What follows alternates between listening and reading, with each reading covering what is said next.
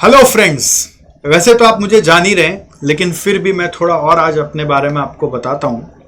बहुत बार आप मुझे उसने अच्छे से भी नहीं जान रहे होते हैं।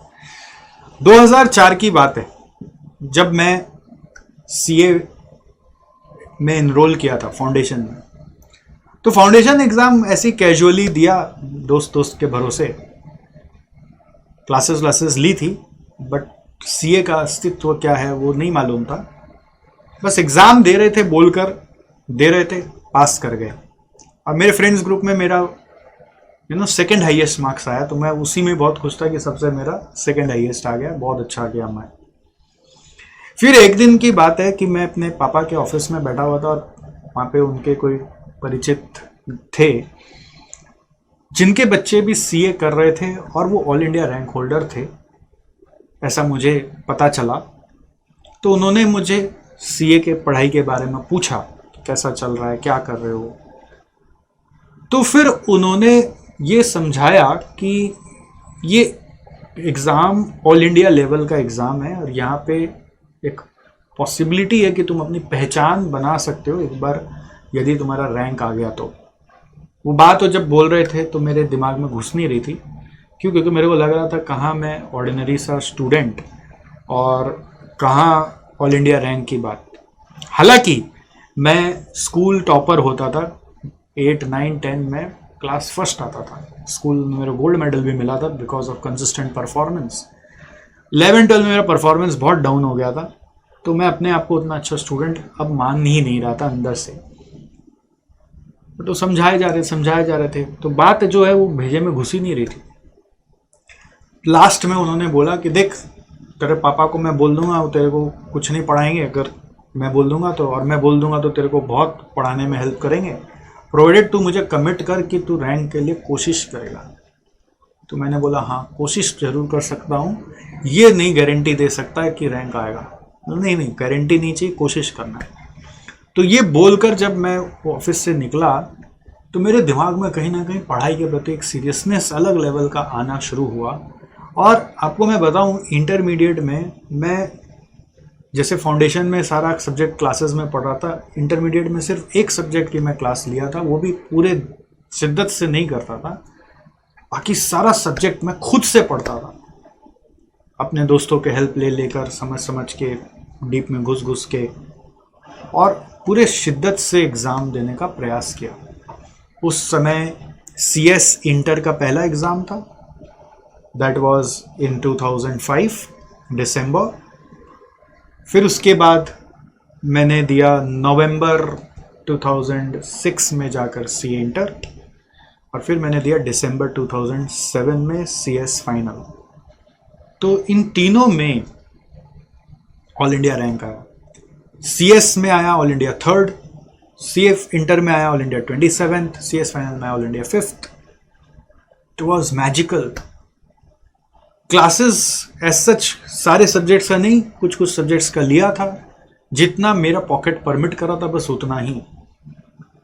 सीएस फाइनल में क्लासेस लिया लेकिन जा नहीं पाया बिकॉज सीए इंटर की तैयारी करने लग गए। सीए इंटर में एक सब्जेक्ट की क्लास लिए, टैक्स की क्लास लिए थे, बाकी सब्जेक्ट खुद से ही पढ़ा। सीएस इंटर में क्लासेस लिया था थ्योरी सब्जेक्ट्स का, प्रैक्टिकल का कोई क्लासेस नहीं लिया।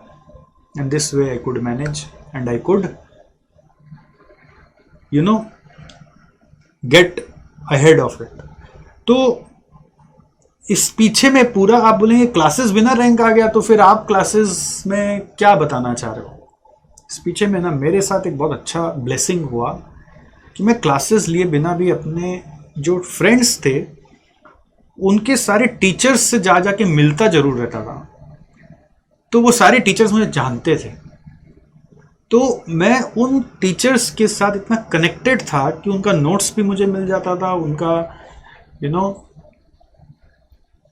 सुझाव सजेशंस भी मुझे बहुत मिलता था। तो सजेशंस मेरे को बहुत वर्क किए, जो सर लोग अलग से मेरे को दे देते थे। वो जब सर पूछते थे अलग अलग तरह के सवाल, तब जवाब देते देते सर जान गए, और जान गए तो वो ऐसे सजेशन देते थे जो सिर्फ मेरे के लायक ही होते थे, जो सबके लिए नहीं होते थे। मैं वही करता और मेरा रिजल्ट आ जाता। क्या पढ़ना है, नहीं पढ़ना है, कैसे पढ़ना है. तो I used to get that kind of help from the teachers without even taking the classes from them. तो मुझे ऐसा लगता है कि इस तरह का सुझाव आज के ज़माने में क्या हो रहा है, बच्चों को कोई देने वाला है ही नहीं. हमारे साथ ब्लेसिंग थी कि हमारे साथ ऐसे टीचर्स थे, लेकिन ये सुझाव अगर आपको मिलने लगे ना तो, और ऊपर से आप में अगर वो आग दिखे तो डेफिनेटली आप वो अचीव कर लोगे, मुझे ऐसा लगता है. इसी के लिए मैं कुछ इनिशिएटिव्स लेना का सोच रहा हूँ और उसके लिए ही ये वीडियो बनाया जा रहा है कि यदि आप चाहते हो कि इस तरह का सुझाव आपको मिले जिसमें आपको हमारे से कुछ लेना देना नहीं, वो आपका चॉइस है, आप लेना चाहते हो नहीं लेना चाहते हो आपका चॉइस है. बट अगर आपको सुझाव लेना है जिससे कि आपको उस तरह से कोई एक बूस्टर मिल जाए जो आपके लिए लागू है, शायद दूसरों के लिए लागू नहीं है. क्योंकि आज के ऑनलाइन ज़माने में टीचर क्वेरी सॉल्व नहीं कर रहे तो वो सुझाव तो बहुत दूर का बात है ना. हालांकि मैं कर रहा हूँ वो अलग बात है, बहुत सारे और भी टीचर्स कर रहे हैं हमारे से जुड़े हुए जो लोग हैं, बट इन जनरल नहीं हो रहा है, टाइम नहीं मिलता सर लोग को. सुझाव तो बहुत दूर का चीज़ हो गया है. तो जो आसपास बच्चे होते हैं उनको ही इवन फिजिकल क्लास में हैंडल नहीं कर पाते. इतना जमाना बिजी को बच्चे भी नहीं समझते, वो भी अपना निकल लेते हैं. तो एनीवे, मैं ये चाह रहा हूं कि हम लोग आपको इस तरह का सुझाव देने के लिए एक ग्रुप बना रहे हैं. उस ग्रुप में आपको लाना चाह रहे हैं, ठीक है. उस ग्रुप का लिंक इस वीडियो के डिस्क्रिप्शन में है, आप उधर जुड़िए, एक फॉर्म भर के जुड़ जाइए मेरे साथ. और उसके बाद क्या होगा कि मैं आपको थोड़ा सा मतलब चेक कर लूँगा कि मैं सुझाव देने लायक हूँ कि नहीं आपके लिए, ओके. और फिर हम आपको आगे लेके चलेंगे कि आपको क्या कराएं जिससे आपका रैंक आए. आपके साथ बने रहेंगे जब तक कि आपका रैंक नहीं आता है. और आइडिया क्या है कि तारे सोचोगे तो चांद तो जरूर मिलेगा, यानी रैंक सोचोगे तो पास जरूर हो जाओगे. ये हमारा एक्सपीरियंस हमें कहता है. जहां जहां आपकी रिक्वायरमेंट के हिसाब से कुछ रिक्वायर्ड होंगी आपको बताएंगे कि ये करना ये मत करना. अगर आप सच में चाहते हो कि आपके साथ ऐसा हो तो please join this group by filling the form given in this video description.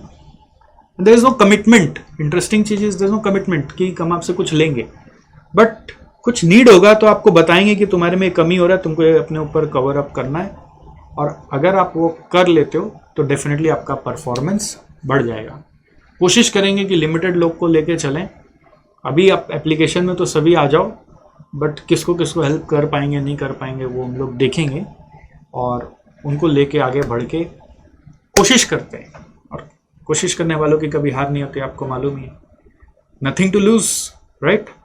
तो आ जाओ, बनाते हैं समा, लगाते हैं आपके नाम के आगे 3 मैजिकल लेटर और देखते हैं आप अचीव कर पाते हो कि नहीं कर पाते हो, ठीक है. ये अपॉर्चुनिटी सीएमए वालों के लिए भी अवेलेबल है, ये अपॉर्चुनिटी सीए वालों के लिए भी अवेलेबल है, ये अपॉर्चुनिटी इंटर के लिए भी अवेलेबल है, ये अपॉर्चुनिटी फाइनल के लिए भी अवेलेबल है. ऑलराइट, तो आप आ जाओ और फिर फॉर्म भरो और देखते हैं आप क्या सोच रहे हो.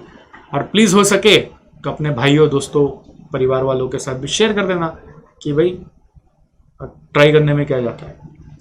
एप्लीकेशन करना है आपको, सिलेक्ट हो गए तो ले लेंगे, कोई फीस नहीं है. सुझाव देते रहेंगे, कनेक्ट में रहना पड़ेगा, जो बोलेंगे वो करना पड़ेगा, ठीक है.